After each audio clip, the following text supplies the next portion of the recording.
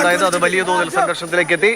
പോലീസുമായി ഉന്തുതള്ളി 2 തവണ ജലപീരങ്കി പ്രയോഗിച്ചു. വനിതാ പ്രവർത്തകരെ ബലം പ്രയോഗിച്ച് നീക്കുകയാണ്. കുറെ പേരെ പോലീസ് വാഹനത്തിൽ അവിടെ നിന്ന് മാറ്റിയിട്ടുണ്ട്. ഇപ്പോഴും പക്ഷേ പ്രതിഷേധക്കാർ അവിടെ തുടരുന്നു. കവാടത്തിന് മുകളിൽ കയറി നിന്നും പ്രതിഷേധിക്കുന്നത് കണ്ടിരുന്നു. അവരെയും പോലീസ് ബലപ്രയോഗത്തിലൂടെ താഴെ ഇറക്കി. ഇപ്പോഴും സ്ഥിതി ശാന്തമായിട്ടില്ല.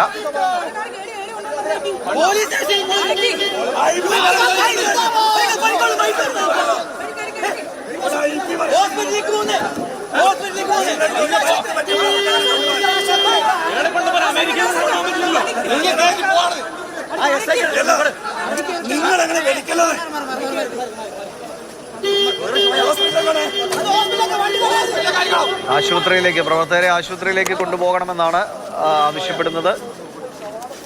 പോലീസ് ജീപ്പിലുമായിട്ട് കുറെ പേരെ അവിടെ നിന്ന് മാറ്റിയിട്ടുണ്ട്.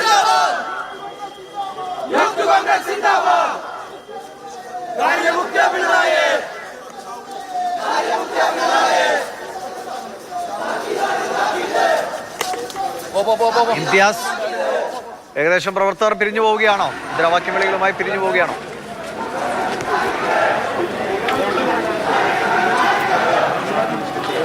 വിഷ്മണി, ഒരുവിധം പ്രവർത്തകരെ മുഴുവൻ ഇപ്പോൾ അറസ്റ്റ് ചെയ്ത് നീക്കിയിട്ടുണ്ട്. അതിനിടയ്ക്ക് ഈ പോലീസുമായിട്ടുള്ള കയ്യാങ്കളിക്കിടയിൽ ഒരു പ്രവർത്തകന് പരിക്കേറ്റു. ആ പരിക്കേറ്റ യൂത്ത് കോൺഗ്രസ് പ്രവർത്തകനെ ആശുപത്രിയിലേക്ക് പോലീസ് മാറ്റിയില്ല എന്നാരോപിച്ച് പോലീസുമായിട്ട് തർക്കമുണ്ടാവുന്ന ഒരു കാര്യങ്ങളിലേക്ക് പോയി. ഇപ്പോൾ ഈ അറസ്റ്റ് ചെയ്ത പോലീസ് ജീപ്പ് പോയതിനു പിന്നാലെ തന്നെ യൂത്ത് കോൺഗ്രസ് പ്രവർത്തകർ ഒന്നടങ്കം പോലീസിനെതിരെ, ആരോഗ്യമന്ത്രിക്കെതിരെയൊക്കെ മുദ്രാവാക്യം വിളിച്ച് പിന്നാലെ കടന്നു പോകുന്നതിന്റെ ദൃശ്യമാണ് ഇപ്പോൾ നമ്മൾ കാണുന്നത്.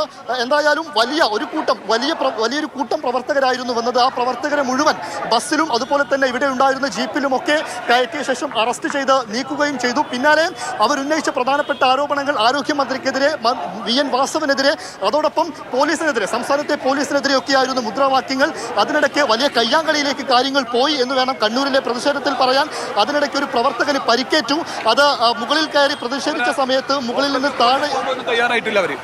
പോലീസ് ഹോസ്പിറ്റലിൽ കൊണ്ടുപോകാൻ പോലും തയ്യാറായിട്ടില്ല. പ്രവർത്തകരെ അറസ്റ്റ് ചെയ്യാൻ വേണ്ടി മാത്രമാണ് അവരുടെ ശ്രമം.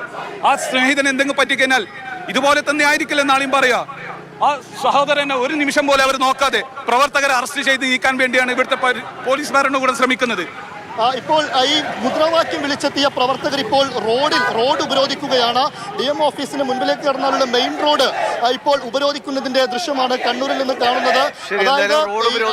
പോലീസ് ഒരു ഘട്ടത്തിൽ പോലും കടന്നിരിക്കുന്നു. പരിക്ക് പറ്റിയ പ്രവർത്തകനെ ആശുപത്രിയിലേക്ക് കൊണ്ടുപോകാൻ തയ്യാറായില്ല എന്ന പരാതി കൂടിയാണ് പ്രവർത്തകർ ഉന്നയിക്കുന്നത്. എന്തായാലും സംഘർഷപരമായ സാഹചര്യമായിരുന്നു. ഇപ്പോൾ അല്പം സമാധാന സ്ഥിതിയിലേക്ക് കാര്യങ്ങൾ വന്നിട്ടുണ്ട്. റോഡ് ഉപരോധിച്ചുള്ള പ്രതിഷേധമാണ് തുടരുന്നത്. വിവിധയിടങ്ങളിൽ സംസ്ഥാനത്തിന്റെ വിവിധ ഭാഗങ്ങളാണ്. അതിനിടയിലാണ് പത്തനംതിട്ടയിൽ പക്ഷേ തകർന്നു വീഴാറ് അല്ലെങ്കിൽ വളരെ മോശാവസ്ഥയിലുള്ള കെട്ടിടത്തിന്റെ പാരപ്പറ്റിന്, സൺഷെയ്ഡിന് ഒരു ഊന്ന് നൽകിക്കൊണ്ടുള്ള പ്രതിഷേധം, സമാധാനപൂർണ്ണമായ മറ്റൊരു തരത്തിലുള്ള പ്രതിഷേധവും നമ്മൾ കണ്ടത്.